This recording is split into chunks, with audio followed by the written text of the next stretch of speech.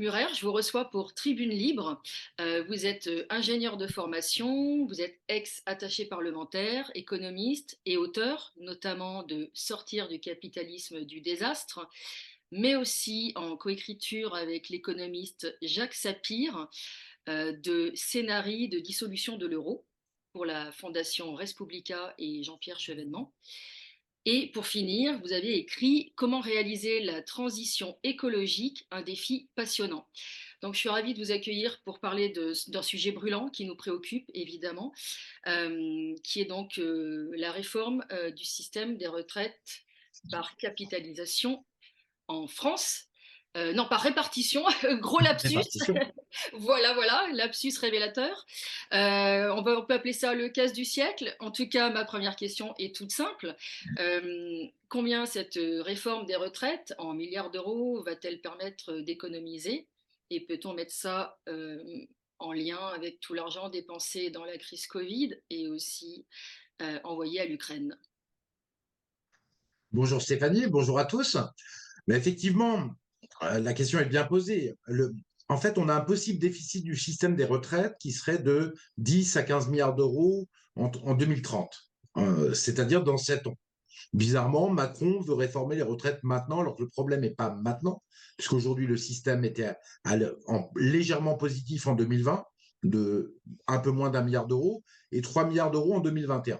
Donc il n'y a pas de besoin de réforme des retraites aujourd'hui. Ça, c'est la première chose. Le Conseil d'orientation des retraites, qui dépend du Premier ministre, dit qu'il y aura un déficit donc temporaire dans 10 ans. Et cette réforme des retraites comble ce déficit éventuel de 10 à 15 milliards, parce qu'on n'est jamais sûr que les prévisions dans 10 ans, elles vont être bonnes. Elles peuvent être trop pessimistes, trop optimistes, voilà. Ça dépendra de la situation. Donc il n'y a pas de déficit aujourd'hui, il n'y en avait pas besoin. Mais surtout, en fait, on a eu une crise Covid, effectivement, avec entre les dépenses pour la crise Covid, de santé, d'hôpital, etc., et surtout les pertes de recettes du fait des fermetures d'activités, en fait, Macron a claqué 300 milliards d'euros là-dedans. Macron a d'ailleurs même réussi en 6 ans à augmenter de 600 milliards d'euros la dette publique. Donc 50 années de déficit des retraites en 2030. Donc voilà le tableau. Et d'ailleurs, en précisant que le Conseil d'orientation des retraites dit qu'en 2030, il y aura un problème, c'est le pic en fait du déficit, mais après, derrière, on va repasser en positif assez largement. Donc, il n'y a aucun besoin de faire des réformes, et en plus, Macron a claqué 300 milliards, c'est-à-dire 25 ans de déficit du système des retraites. Donc, on se moque du monde. Pour l'Ukraine, Macron a dépensé 1,7 milliard aussi de la France, du chéquier français, mais aussi 5 milliards du chéquier français via l'Union européenne. Donc on a 6,7 milliards qui ont été dépensés, mais l'argent de la guerre en Ukraine, qu'on mène par procuration d'une certaine manière, eh bien, c'est pas seulement ça, l'argent direct qu'on envoie, c'est surtout le coût de l'énergie que ça a fait exploser. Ça coûte 50 milliards de boucliers tarifaires de plus vouloir acheter du gaz russe et d'acheter du gaz aux Américains 4 fois plus cher. Et donc, juste pour cette année, ça coûte, en fait, cette guerre en Ukraine par procuration coûte 4 ans de déficit du régime des retraites de 2030. Voilà, donc on est vraiment dans l'absurdité. Et rajoutons que Macron a annoncé qu'il allait faire un chèque à la fondation Bill Gates. Vous savez, Bill Gates qui a 60 milliards de fortune, de dollars, eh bien Macron va faire un chèque avec le chéquier de la France de 1,6 milliard. Il l'a annoncé récemment. Chaque fois qu'il part en Afrique, dans un pays, il dit moi, je vais vous donner 1 milliard. Je vais donner 1 milliard ici, 2 milliards par là. Tout cela, finalement, en disant aux Français, bah, je dilapide l'argent et puis bah, bosser 2 ans de plus pour que je récupère l'argent que j'ai dépensé aux 80. Donc c'est complètement scandaleux. C'est d'autant plus scandaleux que Macron avait expliqué que c'était extrêmement difficile d'avoir un travail après 55 ans. Et il avait justifié donc que la réforme de retraite n'avait pas de sens en 2019. 3 ans après, 4 ans après, en fait, c'est le truc fondamental à faire. Il faut savoir que aujourd'hui, parce que l'impact va être énorme, et l'impact, c'est vraiment ça qui est visé. C'est qu'en fait, la moitié des gens de plus de 60 ans, n'ont pas, entre 60 et 62 ans, aujourd'hui n'ont pas de travail, arrivent à la retraite sans emploi. Donc, ils se débrouillent. soit ils ont un RSA, soit c'est leur femme qui les aide. Parce qu'il faut bien comprendre que le RSA, vous ne pouvez pas l'avoir, par exemple, si votre femme, elle, gagne de l'argent et travaille. Donc, tout ça a été renié de façon importante.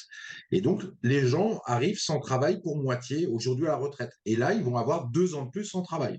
Parce qu'il ne faut pas croire que les entreprises vont embaucher des gens de plus de 60 ans. Les entreprises, déjà, tous les métiers manuels, les gens de plus de 60 ans sont cassés. Puis les entreprises, elles virent généralement à 55 ans, voire avant.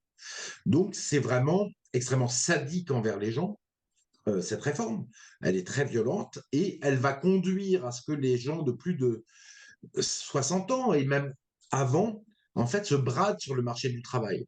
Donc, ils vont se vendre pour pas cher. Les salaires vont baisser à cause de cette réforme, puisqu'il y aura des gens qui seront en désespérance pour trouver un peu d'argent pour survivre et qui feront se vendre à n'importe quel prix.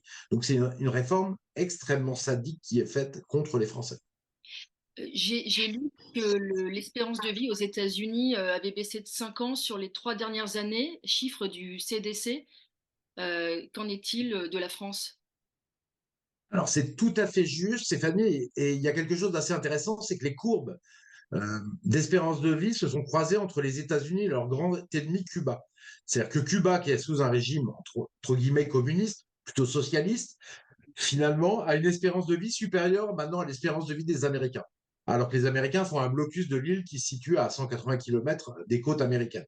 Donc c'est assez cocasse. Malheureusement, c'est même triste en fait en réalité, c'est que l'espérance de vie des Américains, moi j'avais vu plutôt une baisse d'espérance de vie de 2 ans, mais je vous crois, c'est plutôt ce que j'avais lu.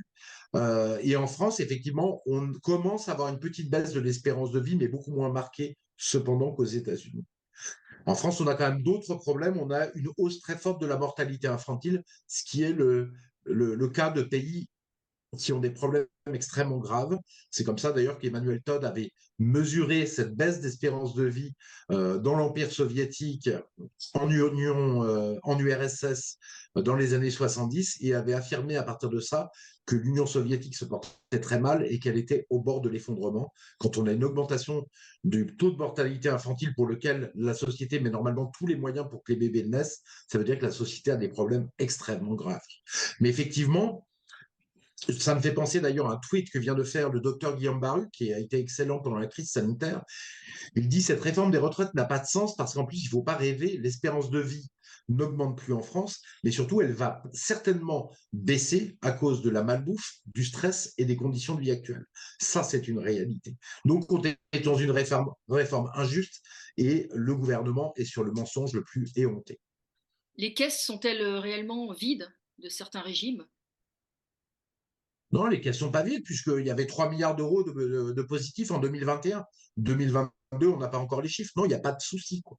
Il n'y a pas de souci. Puis il faut voir que c'est un régime de 300 milliards d'euros, quoi, en fait, hein. Les retraites, sécurité sociale dans son ensemble, c'est 600 milliards. Grosso modo, la moitié dans l'assurance maladie, la santé publique, l'autre moitié sur les retraites. Et les caisses ne sont pas du tout vides, non, il n'y a pas de souci. Il y a même 180 milliards de réserves. Le Conseil d'orientation des retraites a expliqué qu'il y a 180 milliards d'euros de réserves, dont 120 milliards dans l'Agir Carco, les retraites complémentaires, mais 60 milliards ailleurs. Donc il n'y a aucun problème et il n'y a aucune raison de faire cette réforme des retraites. Est-ce que vous pouvez nous parler de la croissance dans les pays occidentaux?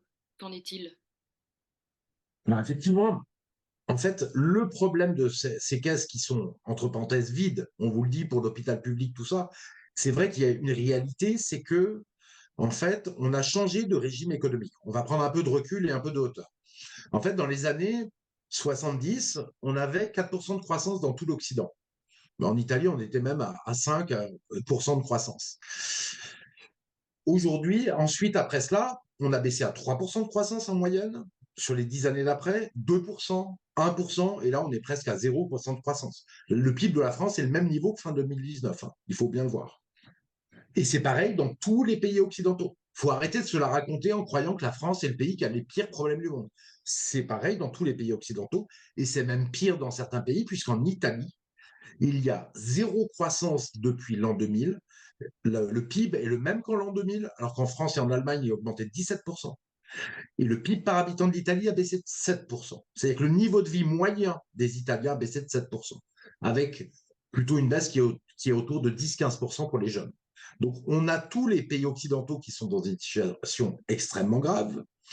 Et pour une raison très simple, c'est qu'en fait, on s'est désindustrialisé. Il y a eu une volonté, le tournant des années 70-80, avec Reagan Thatcher qui prennent le pouvoir d'un côté.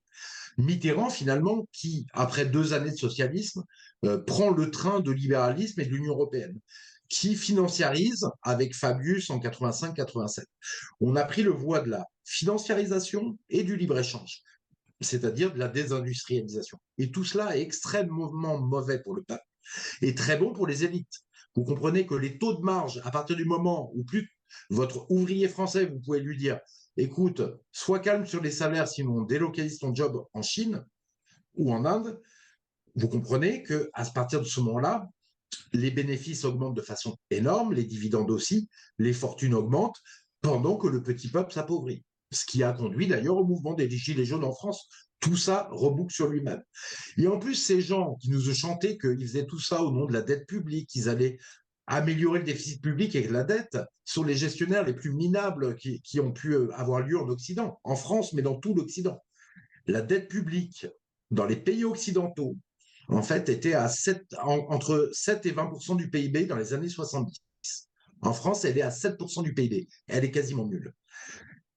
En 40 ans, la dette publique a explosé dans tous les pays occidentaux. On est autour de 100-120% du PIB dans tous les pays occidentaux. Seule l'Allemagne tient avec 70-80.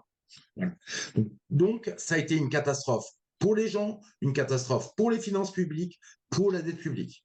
C'est vraiment un système économique qui prend aux plus pauvres pour donner aux plus riches. Et c'est assez simple, le mécanique, si vous voulez. C'est la mécanique, l'économie Bernard Tapie, l'économie Vive la crise de Yves Montand. Voilà, c'est la crise, profitez-en, enrichissez-vous. En fait, ce qui se passe, c'est que ce sont les dividendes qui ont explosé. Les dividendes du CAC 40, ils ont doublé dans les 10 dernières années. On est passé à 80 milliards d'euros.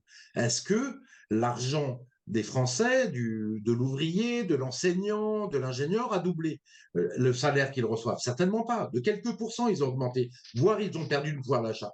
Pendant ce temps, les dividendes ont doublé. Il faut bien voir que ces dividendes des entreprises, on vous dit on va baisser l'impôt sur les sociétés pour le petit entrepreneur, le charpentier qui vient, le boulanger du coin. Mais non, quand vous baissez l'impôt sur les sociétés, qui est à 25%, donc beaucoup moins élevé que l'impôt sur le travail des salariés, l'impôt sur le revenu, eh bien, en fait, ça profite certes aux petits boulangers du coin, mais essentiellement à 30 000 familles qui possèdent, selon un rapport du Sénat, 2 tiers des actifs cotés, 2 tiers des entreprises. C'est-à-dire, en fait, qu'ils reçoivent 2 tiers des dividendes. 30 000 personnes reçoivent 2 tiers des dividendes. Quand on fait une réforme sur les dividendes, sur l'impôt sur les sociétés, sur l'impôt de production, en fait, ça profite 30 000 personnes. Macron gouverne pour 30 000 personnes. Et pour vous donner un ordre de grandeur, le classement de Challenge, les 500 plus grandes fortunes françaises, donc qui étaient avant des millionnaires, maintenant des milliardaires, ces gens-là ont vu leur fortune multipliée par 15 entre 1995 et aujourd'hui. Leur fortune a été multipliée par 15, en fait. On a maintenant des gens comme Bernard Arnault qui ont des fortunes de 100 milliards d'euros. Voilà. Donc, on a des choses complètement folles. Donc, ça a été, tout système économique a permis finalement, par la finance et par le libre-échange, de spolier les classes populaires et moyennes, finalement, pour donner pratiquement uniquement aux plus riches. Et en même temps, détruire la France, qui elle-même n'a plus assez de croissance, plus assez d'argent dans les caisses de l'État, puisqu'on relance sans cesse pour avoir un peu de croissance par le déficit public. Et donc, il n'y a plus d'argent pour la santé publique, pour les hôpitaux qui se détruisent, pour les retraites. Il n'y a plus d'argent pour rien. Il n'y a plus que de l'argent pour les copains, finalement. Et la seule manière de s'en sortir, si je me permets pour conclure, la seule manière de s'en sortir, c'est de revenir à une politique d'avant, celle qui marchait en France et dans tous les autres pays du monde occidental, c'est-à-dire de faire du protectionnisme intelligent, de faire en sorte que quand les gens vont dans un magasin, ils voient ce qui est fabriqué en France obligatoirement, ils voient ce qui est fabriqué en Chine ou en Italie, que tout soit extrêmement clair, ce qu'on appelle le protectionnisme intelligent. L'État stratège et la planification, pour donner un ordre d'idée, c'est ça qui a permis de construire, quand on le décidait, 56 centrales nucléaires en 20 ans et de passer à une énergie électricité au pétrole et au charbon, une électricité nucléaire produite sur place et pas chère. Et ça a permis aussi de créer Airbus avec les plans aviation. Ça a permis de faire tout un tas de créations de richesses et d'alimenter les entreprises privées. Et bien entendu, arrêter la financiarisation, c'est-à-dire mettre la finance au pas, les banques au pas. Ça, c'est extrêmement simple. Alors, c'est pas le but de l'émission, mais moi, je l'ai détaillé dans mes livres, sortir du capitalisme du désastre. Mais tout cela, bien entendu, nécessite de sortir de l'Union européenne, puisque l'Union européenne, c'est la financiarisation, c'est le libre-échange et c'est la destruction de notre industrie de façon consécutive à cela. Très bien. Et justement, politiquement, comment est-on arrivé à une situation où on a un Parlement aussi peu représentatif de sa population, quand on sait que cette réforme des retraites n'est pas désirée par une très large majorité de Français, c'est-à-dire apparemment plus de 70% minimum de Français sont contre. Effectivement, 70% des Français sont contre. Et en fait, 93% des actifs sont contre. 93% des gens qui travaillent, qui sont concernés par la réforme sont contre. Donc on atteint un niveau d'opposition dingue. Alors pourquoi le Parlement n'est pas représentatif? Alors il l'est un peu plus que d'habitude, hein, puisqu'il y a pas mal de députés RN, entre guillemets, qui représentent une partie du peuple quand même, et de députés France Insoumise.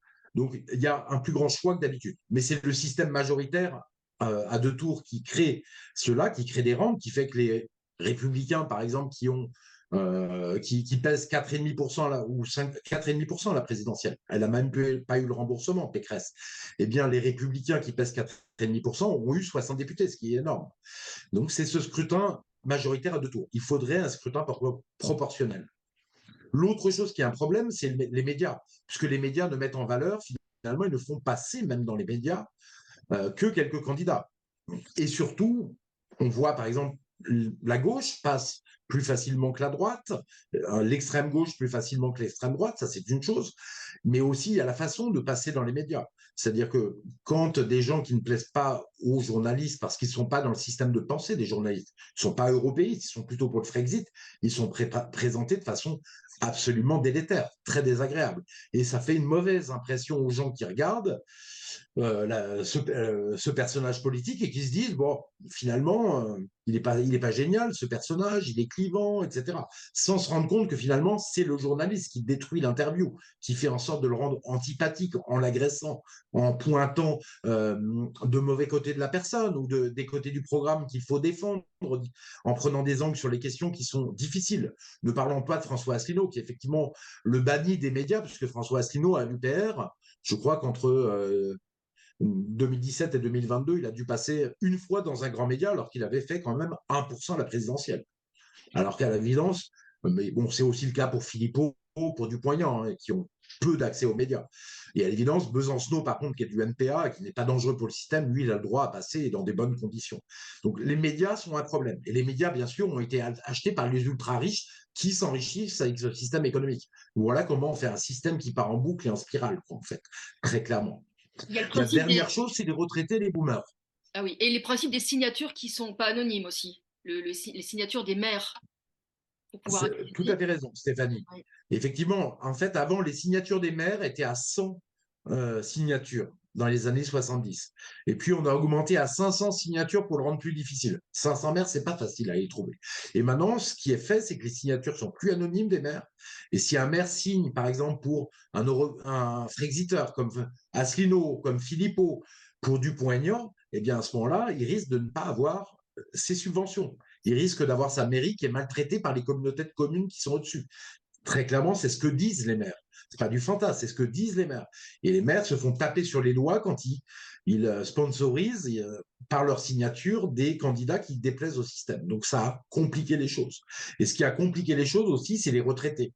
C'est-à-dire qu'il y a une partie des retraités, des boomers qui vivent dans leur bulle. D'ailleurs, c'est à eux que s'adressera demain Macron, comme par hasard, au journal de 13h, le journal des retraités, pas le journal des actifs. En fait, pour faire le plan de la réforme des retraites, qui ne les concerne pas théoriquement, c'est ça qui est quand même assez extraordinaire, eh bien, il y a des retraités qui regardent énormément la télévision, qui sont dans une bulle, qui ne parlent pas aux gens qui sont actifs et qui ne se rendent pas compte combien le marché du travail est devenu dur pour leurs gamins, combien c'est devenu impossible de s'acheter un logement, et en fait qui sont dans une forme aussi, il y a aussi une forme d'égoïsme de certains boomers qui, effectivement, s'en foutent, et les gouvernements votent pour, maintenant, pas votent, travaillent et ont des projets pour les boomers, que ce soit les LR ou les macronistes, très clairement, de rassurer les retraités et de voter pour que et de faire en sorte que ces retraités votent pour eux, très clairement. Alors, je ne mets pas tous les boomers dans le même sac, je ne mets pas tous les gens retraités dans le même sac. On en a vu qui sont complètement opposés à cette réforme, mais c'est dans la classe des retraités qu'on trouve le plus d'électeurs de Macron et de loin, et c'est dans la classe des retraités qu'on trouve en fait les seules classes d'âge partisans de la réforme de retraite pour leurs enfants. Donc on voit qu'on a un vrai problème avec ça. Et au final, pourquoi imposer cette réforme? Est-ce que c'est un ordre venu de Bruxelles? Alors, oui, c'est un ordre venu de Bruxelles, c'est-à-dire que Bruxelles demande ça dans ses grandes orientations de politique économique depuis des années à la France.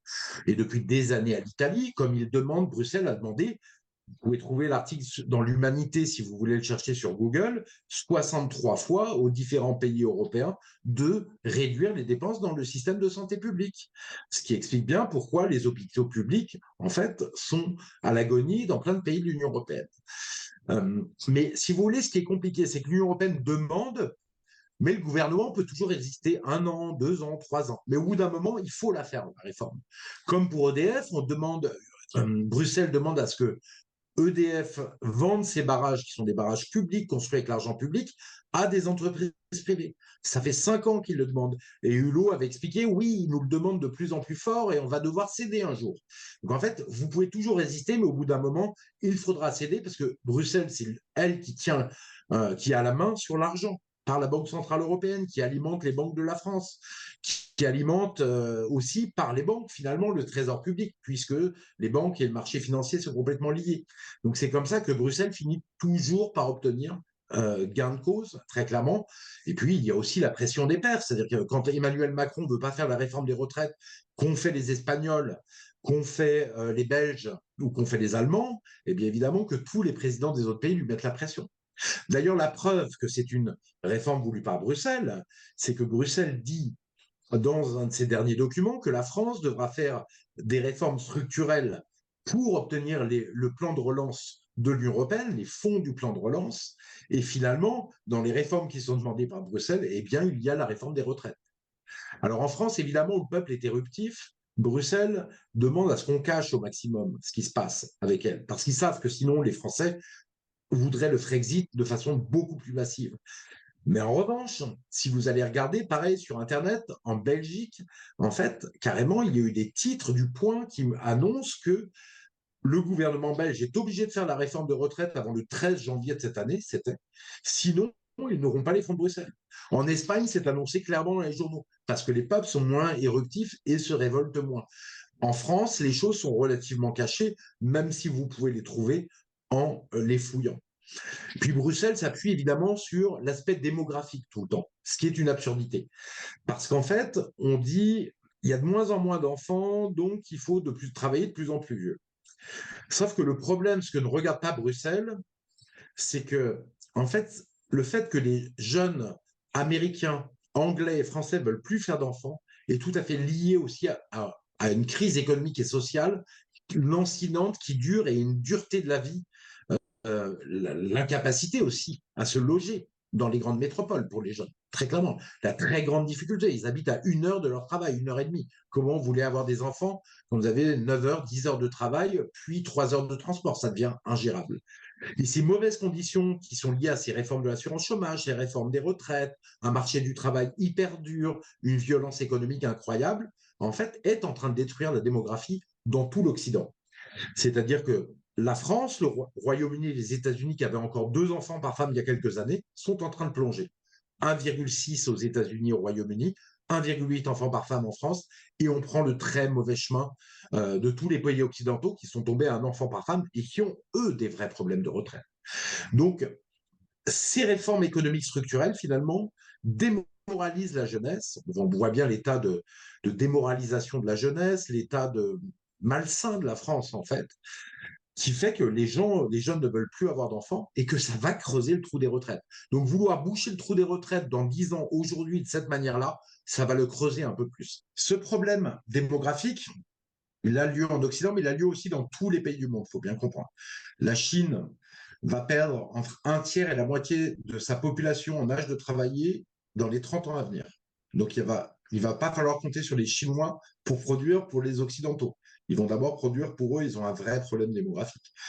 L'Inde aussi a 2 enfants par femme maintenant. Donc on est revenu au même niveau que les pays que la France il y a quelques années. Et le Japon et la Corée du Sud qui sont en avance, on a vraiment affaire à un effondrement démographique extrêmement inquiétant.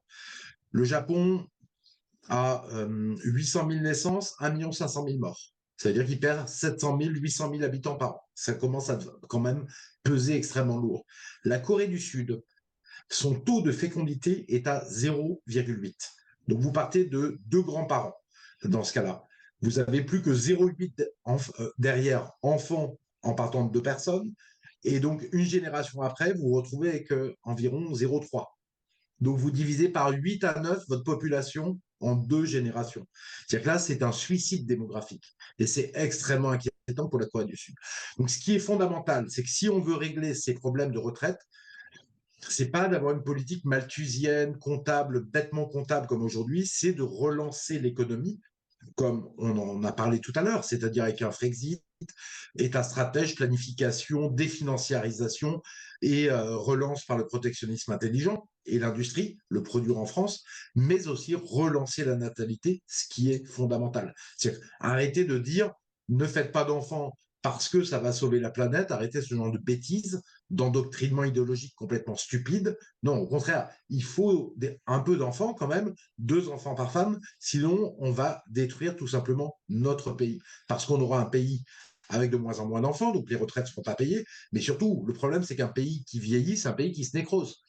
Parce que les électeurs plus âgés deviennent très nombreux par rapport aux jeunes, et donc fondamentalement, bien comme les idées se nécrosent avec l'âge, malheureusement, eh bien, on se retrouve avec une politique nécrosée et des gérontocrates. C'est un petit peu ce qui commence à se passer finalement en Occident. On parle beaucoup de BlackRock, cette pieuvre géante. Elle a un rapport avec cette réforme des retraites? Oui, BlackRock demande la réforme des retraites. Ils ont embauché des gens, je crois que c'est Jean-François Cirelli, il me semble, qui est le patron de BlackRock, qui était l'ancien président de Gaz de France. Donc, ils embauchent des gens avec des très grands carnets d'adresses dans la fonction publique et auprès des politiques pour avancer leur pion. Oui, ils ont une influence absolument considérable. Et pourquoi pas, en plus de casser le système par répartition, ben en offrir une partie à BlackRock pour de la retraite par capitalisation, très clairement, ce qui est vraiment d'un ridicule consommé, si vous voulez. Parce que la retraite par capitalisation, ceux qui disent, oui, le problème de la retraite par répartition, c'est ça le problème. Et il faut faire de la capitalisation. Le problème, c'est qu'une économie, si vous voulez, si elle est capable de supporter une retraite par répartition, elle supporte une retraite par capitalisation. Parce qu'il faut bien servir l'argent. En fait, il faut bien que l'argent sorte quelque part pour aller dans les fonds de capitalisation. Eh bien, c'est pareil. Si votre économie est trop faible pour supporter une retraite par répartition, elle ne supportera pas, il n'y aura pas assez d'argent à verser pour les retraites par capitalisation. Ça, c'est vraiment une évidence. Et alors, demandez la retraite par capitalisation aujourd'hui, Stéphanie. Imaginez, on a eu des taux zéro pendant des années. Aujourd'hui, on a des taux négatifs, en fait, parce que le taux d'intérêt de l'État, c'est 3%. C'est même pas 3% en France. Or, on a 6% d'inflation. Donc, si vous mettez 100 euros sur un compte d'épargne, vous obtenez à la fin de l'année, en fait, 3 euros de moins. Voilà, vous avez à cause de l'inflation. Donc, en fait, vous ne pouvez pas fonctionner. Nos économies sont trop faibles, elles ont besoin de taux d'intérêt trop bas pour se développer. Et donc, on ne peut pas faire de retraite par capitalisation et créer une retraite par capitalisation aujourd'hui en France. C'est juste absurde techniquement, vu que les taux de rendement sont négatifs. On ne peut pas mettre que des actions dans un fonds de retraite par capitalisation. Sinon, vous êtes à la merci d'un krach boursier. Et le krach boursier, on sent bien qu'il approche en ce moment d'ailleurs. La répartition, ça permet de diluer les risques, en quelque sorte. Ça permet de diluer les risques et puis ça permet, là, si vous voulez, il faut quand même voir, personne n'en a parlé pratiquement, mais en fait, en septembre, le système de retraite par capitalisation a failli complètement cracher au Royaume-Uni. Parce qu'en fait, comme ils ont prêté à 1%, il n'y avait plus que des taux à 0 ou 1% en fait, de disponibles. Les fonds de retraite par capitalisation britanniques ont pris des risques considérables. Et il a fallu qu'ils soient sauvés par la Banque centrale anglaise parce qu'ils étaient en train de s'autodétruire et détruire les marchés financiers britanniques. Imaginez-vous, les taux d'État britanniques ont grimpé de 2% en l'espace d'un mois. En fait, normalement, c'est en l'espace de 5 ans qu'on a des évolutions comme ça. Donc, tout simplement parce que les fonds de retraite étaient obligés de vendre leurs actifs et donc de s'autodétruire. Et c'est ce qu'on va voir, c'est-à-dire qu'aux États-Unis, ici, où la retraite par capitalisation est gigantesque, premièrement, il y a plein d'Américains qui travaillent jusqu'à 70-80 ans parce qu'ils n'ont pas d'argent dans leur fonds de retraite par capitalisation. Ils n'en ont pas assez. Eh bien, on va voir dans les années à venir, avec le krach financier qui va se dérouler à un moment donné. Il y aura un krach financier bientôt, probablement, on s'en rapproche, l'économie va pas bien, et puis à terme, cet appauvrissement au niveau des richesses va finir par se refléter au niveau boursier. Donc il y aura un krach boursier. Et vous verrez qu'à ce moment-là, les fonds de retraite par capitalisation aux États-Unis vont s'effondrer. Ils sont sous-capitalisés, ils n'ont pas assez d'argent dans leur caisse parce que les taux d'intérêt sont trop bas et qu'il n'y a pas assez de croissance, et ils vont s'effondrer. Avec la répartition, il y a beaucoup moins de risques. Puis il faut bien voir que les gens qui tirent le diable par la queue, qui n'ont pas les gilets jaunes, qui disaient j'ai pas assez d'argent pour nourrir mes gamins correctement, eh bien évidemment qu'ils vont pas mettre assez d'argent dans les retraites par capitalisation. Et ils vont se retrouver à bosser jusqu'à la fin de leur vie, à 70 ans. Donc oui, non, la retraite par répartition, c'est une meilleure chose. Et probablement que BlackRock essaye de tirer les ficelles pour la mettre en place. Après, c'est pas simple de faire passer ça aux Français. Vous avez vu ce qui s'est passé avec le recul de 2 ans de l'âge de départ à la retraite. Essayer de mettre en place la retraite par capitalisation, la rue va être déchaînée. Est-ce que vous pensez que ça peut aller encore plus loin? On peut aller jusqu'à une retraite à 67, 68 ans, comme certains de nos voisins européens? C'est vrai qu'il y a des voisins européens qui ont la retraite à 65 ans, voire à 67 ans. Alors attention, c'est aussi le fait qu'ils n'aient pas d'enfants. C'est-à-dire que l'Italie, ils ont 1,2 enfants par femme depuis des années, depuis 30 ans à peu près. Donc évidemment qu'ils n'ont pas d'enfants, donc ils n'ont personne pour payer les retraites. La France n'est pas dans cet état-là. Je veux dire, ça, et c'est pas un problème d'immigration, c'est aussi parce que les Françaises de touche font plus d'enfants que les Italiennes et les Allemandes et les Danoises, etc. Il y a aussi cela, parce que le taux d'immigration est à peu près le même dans tous les pays de l'Union européenne. Le taux d'immigrés est relativement proche. Mais comme ils n'avaient pas de gamins, les Italiens, effectivement, ils se retrouvent à avoir des retraites très tard. La France n'a pas ce problème-là. On a une natalité suffisante pour ne pas décaler les retraites. Mais de toute manière, la logique, c'est une spirale qui ne finira jamais tant qu'on n'arrêtera pas la classe politique dominante qui est liée à la classe médiatique, qui est elle-même liée à la classe économique des milliardaires. Ça sera une spirale mortifère avec de moins en moins de croissance, de plus en plus de dettes publiques, de moins en moins de santé publique, de moins en moins de retraites et de services publics, et une destruction du pays. De toute façon, il y aura une destruction du pays parce qu'on a mis des crétins au pouvoir. Et là, les gens vont me dire, mais non, mais Philippe Murer, vous exagérez. Mais qui sont ces gens qui sont incapables de délivrer des passeports et des identités, des cartes d'identité en moins de 6 mois? Tout le monde le dit, tout le Oui, monde le voit. oui, je l'ai vécu Délivrer des également. papiers d'identité, c'est l'alpha, c'est d'une simplicité incroyable. Mais ces technocrates qui sont au pouvoir sont d'une nullité absolue. Ils sont incapables, et en plus, à l'heure de l'informatique, de faire des systèmes qui fonctionnent. Et tout se délite et tout se détruit et rien ne fonctionne. En fait, on a à la fois une élite de plus en plus avide, de plus en plus corrompue et aussi de plus en plus médiocre au pouvoir. Il suffisait d'écouter, je ne sais pas si vous l'avez fait, mais d'écouter le discours d'Aurore Berger, puis d'Elisabeth Borne, c'était absolument pathétique. Totalement. Euh, Vous êtes inquiet actuellement pour ce qui se passe dans les rues, les violences policières? Alors effectivement, je trouve que, enfin, la police, une partie de la police qui encadre les manifestations est en roue libre. On a vu beaucoup de vidéos où des jeunes se font frapper, se font prendre une droite et tombent KO, alors même qu'on ne voit pas de violence. Des jeunes et des jeunes femmes se faire tabasser par des policiers. Mais où est-ce qu'on tabasse une femme, hein? Je croyais que c'était le féminisme et qu'il fallait absolument pas taper les femmes. Alors, quand on est policier, on a le droit de taper une femme. Non mais on est où là? Où on a vu des jeunes se faire, des policiers faire une charge alors que les gamins sont en train de rien faire de particulier, faire une charge et leur mettre des coups de matraque et on sent l'envie de violence chez ces gens-là. Donc il y a un vrai problème. Il y a des ordres, on le sait, qui ont été faits pour détruire les gilets jaunes à coups de LBD et leur faire peur. Il y a des ordres aussi pour faire cesser ces manifestations en faisant peur aux gens. On a une milice Mais vous savez, Stéphanie, quand j'ai écrit mon bouquin Sortir du capitalisme du désastre, j'ai regardé la période, quel est le premier régime néolibéral à avoir été mis en place, c'est-à-dire qui ressemble au nôtre, avec destruction des acquis sociaux. Eh bien, c'est au Chili. Au Chili, on a un régime de gauche où ça se passe pas trop mal avec Salvador Allende. Il y a Pinochet qui arrive au pouvoir avec le soutien américain des Chicago Boys. Et à ce moment-là, pour détruire les acquis sociaux, changer le modèle social complètement comme le fait Macron, Pinochet a matraqué la foule. Ils sont allés beaucoup plus loin que Macron, puisqu'ils ont torturé des opposants. Et finalement, il y a plein de Chiliens qui sont partis en exil. On est dans un système moins violent, mais on est dans un système qui ressemble à ça. On fait passer les réformes néolibérales à coups de matraque parce que le peuple ne le veut pas.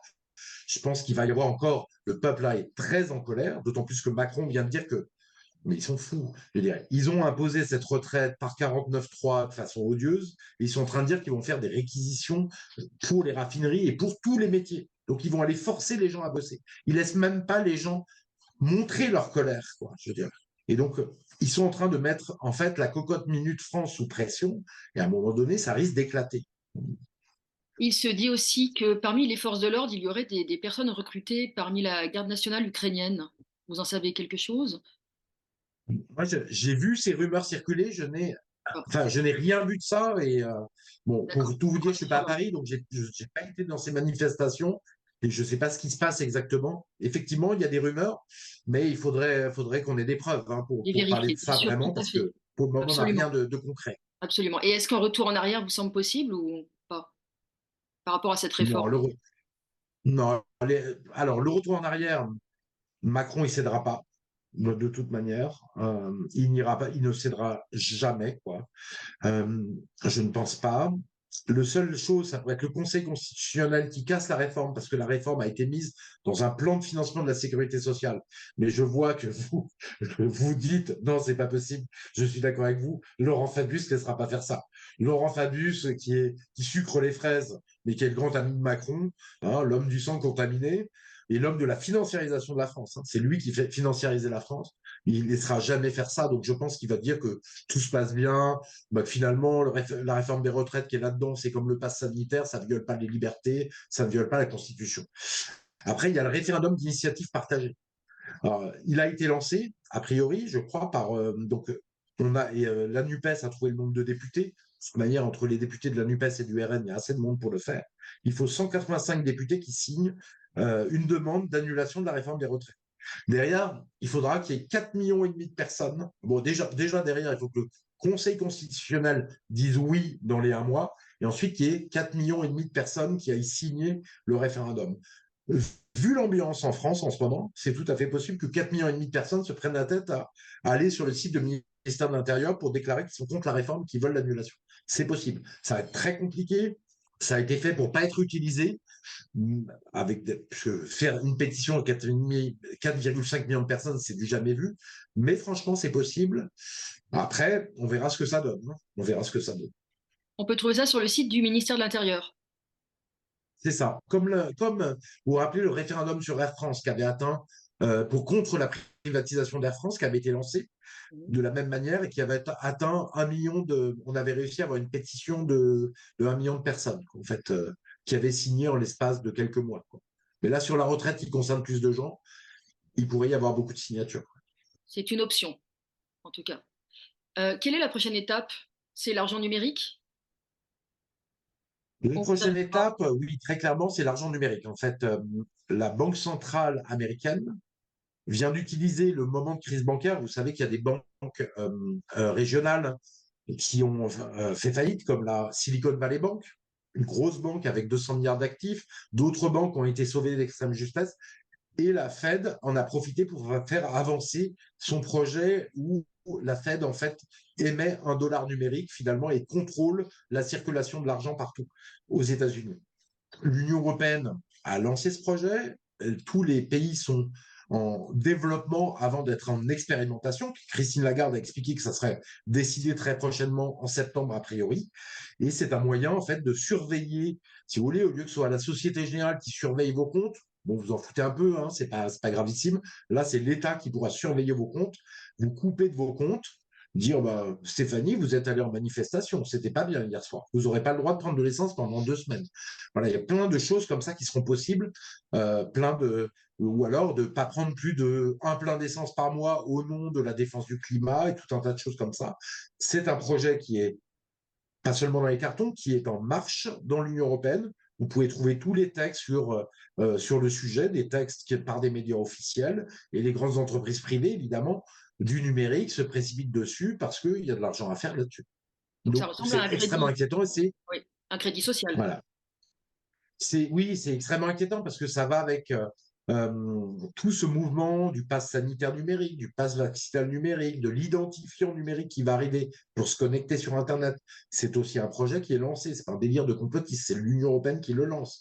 D'ailleurs, il y avait Virginie Duron qui en parlait en direct de Bruxelles récemment, où les députés européens ne voteront même pas sur ce projet. C'est la Commission européenne qui va décider avec les États. Les députés seront absents du projet de portefeuille numérique.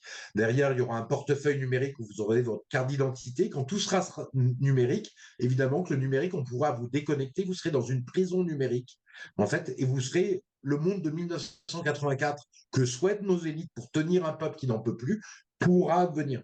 Parce que le projet final, c'est ça. C'est la reprise en main des peuples qui sont en colère. Et le seul moyen, quand une élite a des peuples en colère, c'est le crédit social, la prison numérique, pour s'assurer que les dirigeants et les dominants continuent à faire plein d'argent, continuent à préserver leurs privilèges. Ça paraît dingue, mais allez voir le rapport du Sénat. Il y a un rapport du Sénat qui parle du crédit social chinois et vous allez être stupéfait de voir que tous nos bons sénateurs qui aiment la démocratie trouvent formidable le crédit social. Et il y en a même un qui s'appelle Xavier Hugonnet, un Les Républicains, qui dit de toute manière, le crédit social va advenir en France. On sera obligé de le faire.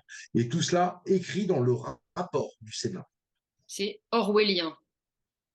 C'est orwellien et c'est le monde. Mais c'est logique, si vous voulez. Les gens, ils disent complotisme, mais non, quand vous avez des élites qui sont détestées à ce point-là, Macron est absolument haï, il peut plus se déplacer 170 quarts de CRS. Qu'est-ce que vous voulez mettez-vous à leur place, qu'est-ce que vous feriez?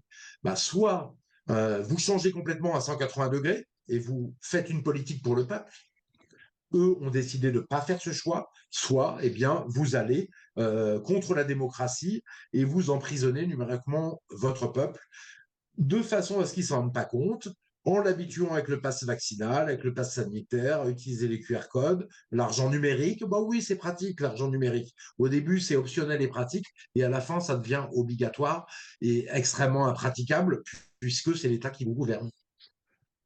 Très bien. Eh bien, je vous remercie pour cette entrevue très intéressante pour Tribune Libre.